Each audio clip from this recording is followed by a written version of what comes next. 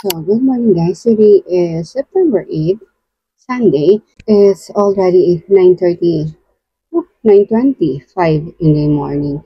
And today I have a work after a 1 week vacation. Well, actually, hindi ko naman duty ngayon. Kaya lang, syempre, nakiusap yung kapatid ko again na ako muna papasok sa duty niya. And then, sabi ko, okay lang kasi wala naman akong pasok. And then, tomorrow is 1 p.m. pa naman ang start ng pasok ko. Kaya okay lang, meron pa akong time para makapagpahinga. Yun nga, after 1 week vacation, eto na naman ako. Ano ba yung after ng bakasyon, ayokong pumasok agad. Nakakatamad, as in, yung mister ko is nakabakasyon pa today. Bukas meron na rin siyang pasok. And yung mga ko naman is after 1 week pa, mga 1 week pa sila nakabakasyon. Ang start ng class nila is 16 and yung anak kong babae is 17 pa. So, that's it. Yung darating na week ngayon, this coming week, a very busy week ko kasi meron akong pasok ng weekend sa 14 and 15 dahil mga nakabakasyon pa and day off ng ibang kasama ko. So, dalawa lang kami natira. Well, actually, okay lang naman. Extra pay again. Andito na pala ang aking bus. See you later, guys!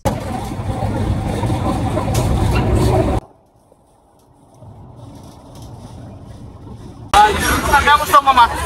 Diba ko?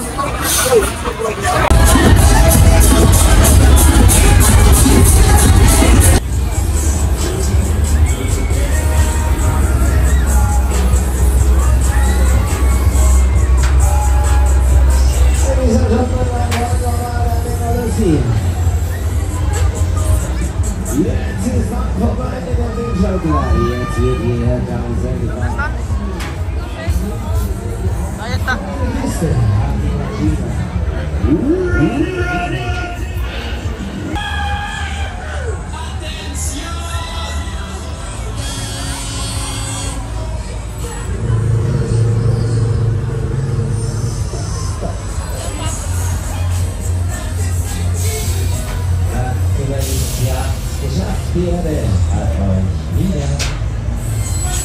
Dann geht's hier raus, Sie gehen jetzt nach oben drücken. Dann geht's raus, ich sag dir Dank und Tschüss, neue Reise. Alles aufgehen. Rein geht's, hinein geht's, jetzt hinein, checken jetzt hinein, schließen noch alles auf, bitte schön, neue Scheiße.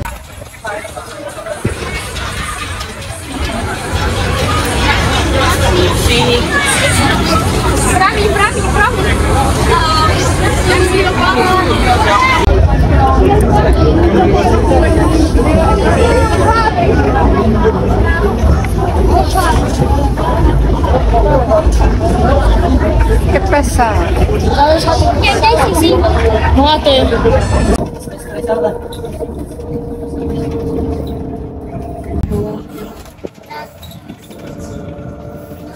Mira, grabando este clip mío.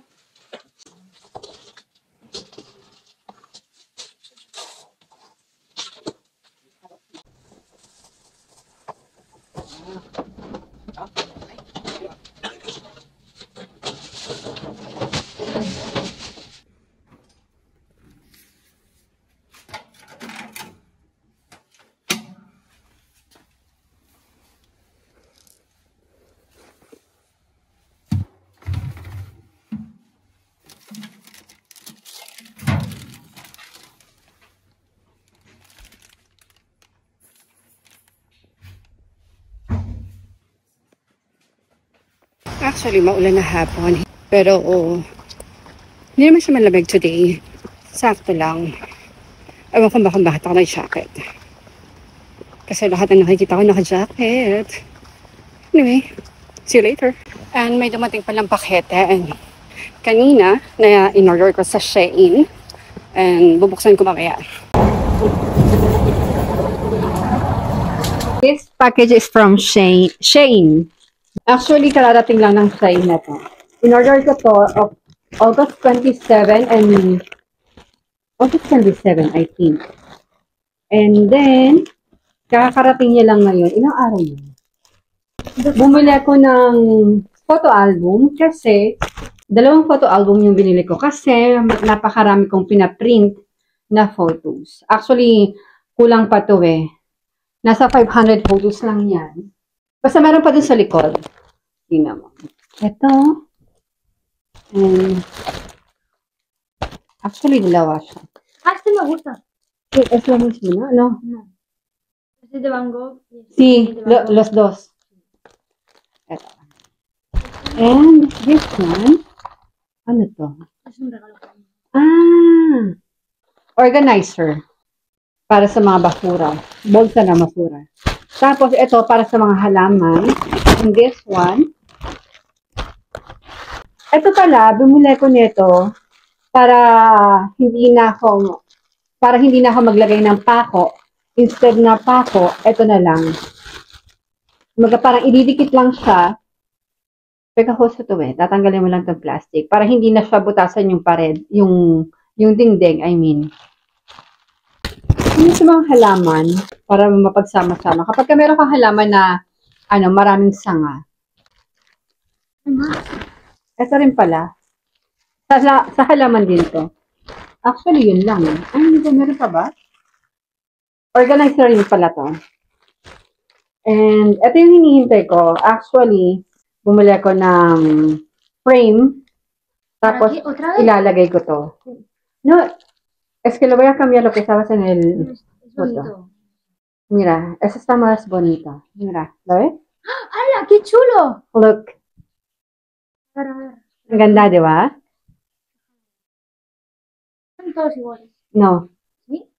Mira, look. ¡Hala, qué chulo! ¿A que sí? Here. Chicos, el que me envíe vacaciones a este lugar, te lo doy 10 euros. Muy bonito.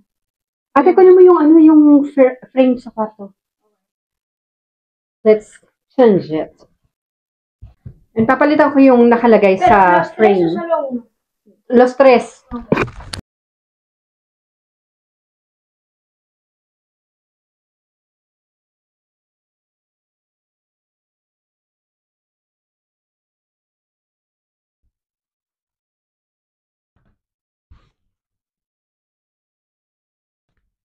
Simula nung inalagaan ko yung amo ko sa Madrid, doon talaga na-start yung nakahiligan ko yung mga paintings, yung mga abstract. Kasi yung amo kong yun, mahilig talaga sa paintings, nangongolekta. Super. Isa siya sa mga sikat sa Madrid. Pero since wala na siya, sayang nga eh. Super duper bait nun. Yung amo kong yun. Actually, nung nagtatrabaho ako, story time, nung nagtatrabaho ako, habang inaalagaan ko siya, usually, kapag nagtatrabaho ka sa bahay, hindi mo pwedeng dalhin yung mga anak mo sa trabaho. Since mabait yung amo kong yun, and sabi ko, yung iiwan ko sana yung work ko kasi iniisip ko, since nung nagkaroon ako ng anak nga, iniisip ko, syempre, di ba, hindi pwedeng dalhin yung anak sa trabaho habang nagtatrabaho ka. Sabi niya sa akin, okay lang na dalhin mo yung mga anak mo sa trabaho. Look. And kaya yun, nagtrabaho ako sa kanya, inalagaan ko siya, actually, 11 or 12 years hanggang sa, yun nga, nawala na siya. Nakakalungkot lang. So, super duper bait kasi noon eh. Kaya, kung napapansin nyo, ayan. Daming painting sa aking likod. Itong nasa likod na to, binili ko to sa Independence Day dun sa may Madrid. Last year? Hindi. Oo, last year ko lang siya binili. Kasi hindi nakalagay kung sino yung author. Kung sino yung gumawa. Pero meron siyang firma. And super duper love this. Kaya dinala ko dito sa Luxembourg. Ganda, diba?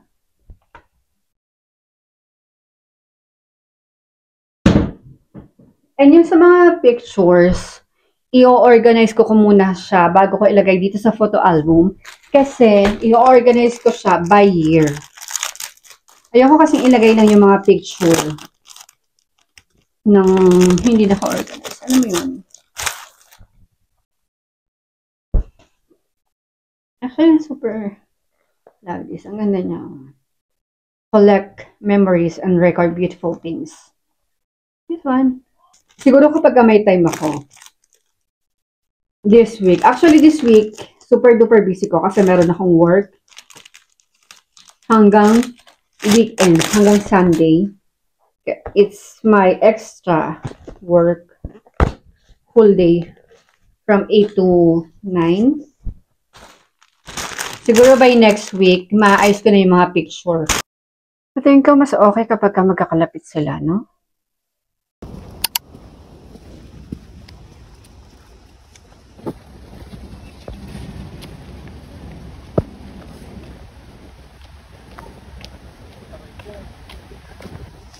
¿Qué tal?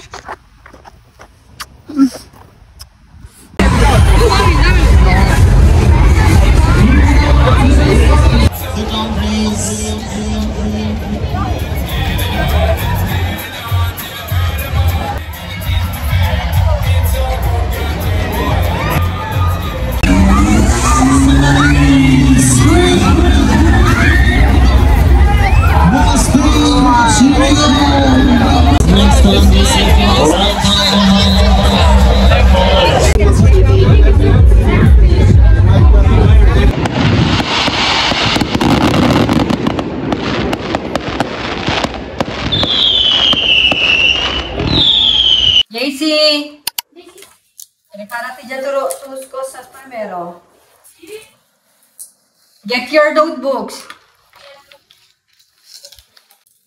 Voy a guardar aquí los Tipex, ¿vale? Entonces hacer.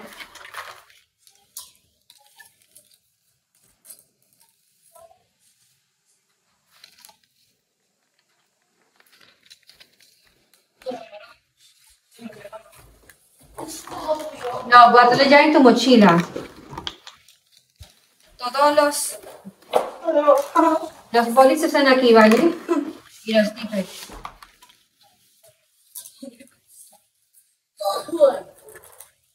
Porque mucho, es que me va a doler la espalda. Vale. Okay. ¿Y este? Ese es tuyo, ¿no? No, Sí, ese es tuyo. ¿Compraste tú? no, Sí. eso es de España. Sí. No, este es el que compré. No, ese es de España. He comprado... No, has elegido tú. Has comprado tú en España. Cuando estabas en España. Ah, sí, sí, Lo de hacer es el negro. Ya tiene papeles. Sí. ¿Necesitas un estuche para los bolis y los lápices? No hace falta. Esto sí. Vale. No ponía ¿De nada verdad? invisible. Lo único que ponía invisible eran las hojas, pero no las cosas. Venga. Adiós, mamá.